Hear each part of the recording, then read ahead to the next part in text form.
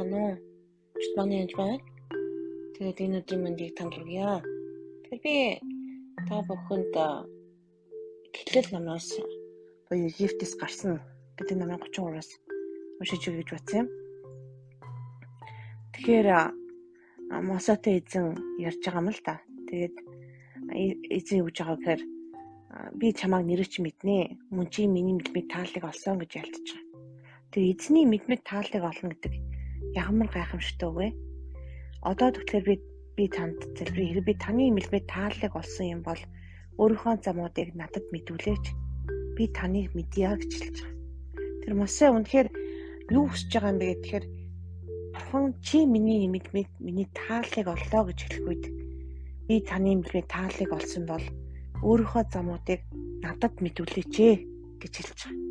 Тэр үнэхээр эзний замуудыг мэднэ гэдэг бол илчлэлт мэргүүхэн бүгд орж ирнэ гэсэн үг.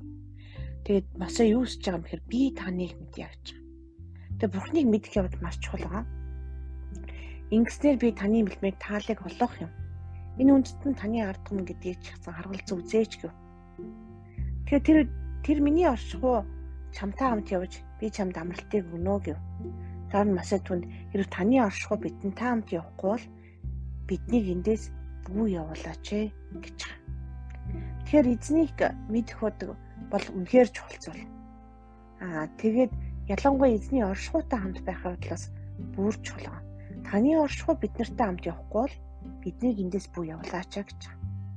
Тэгэхээр үнэхээр ихэнх хүмүүс сайн зүйл рүү заримдаа эзний оршихуйч буюу эзнийг харгалзахгүйгээр энэ сайн юм байна, Бурханы хүсчил байгааг бодож алхдаг. Жишээлбэл мацаг барилт байна. Ариун сүнс хүсээгүй, ариун сүнс таныг удирдаагүй байхад зүгээр календар дээр энд одоо мацаг байх ёстой ч гэдэг юм уу. Тэгж барихаас л тэр өдөр үнэхээр эзнээс бууж асууж мацаг барьдаг байх ёстой. Тэгэхээр үнэхээр тосолгоо явах үед үнэхээр мацаг барилт үнэхээр шаардлагатай хэрэгцээтэй болдог л доо. Яалтчгүй. Гэхдээ үнэхээр энийг ариун сүнсээр удирдуулж барих ёстой.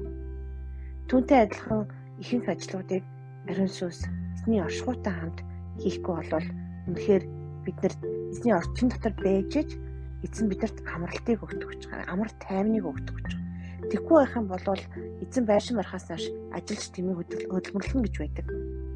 Үнтэй адилхан бид тэмийг хөдөлмөрлөж, үнтэй адилхан бид байдгаараа ичнээн хаширхан орилон шаардлагын залбирвч эзэн сонсохгүй болж байгаа.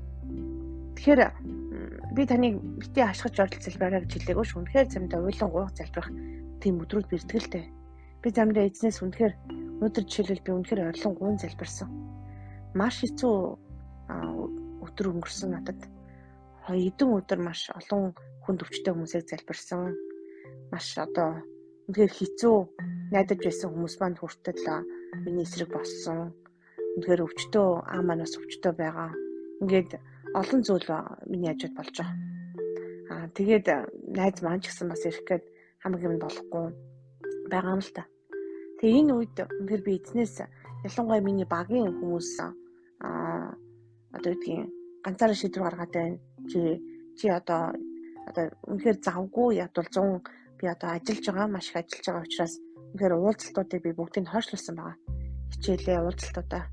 Тэгэхээр эсрэгээр нь тэрийг ойлгохгүй байгаа зарим хүмүүс. Тэр хүмүүсийг үнэхээр эзнээс хүлээж, эзэн амаргуул амарч, эзэн яв гэвэл явж, эзэн алах гэвэл алхаж, түүнийг сонсох явдал маш чухал байна.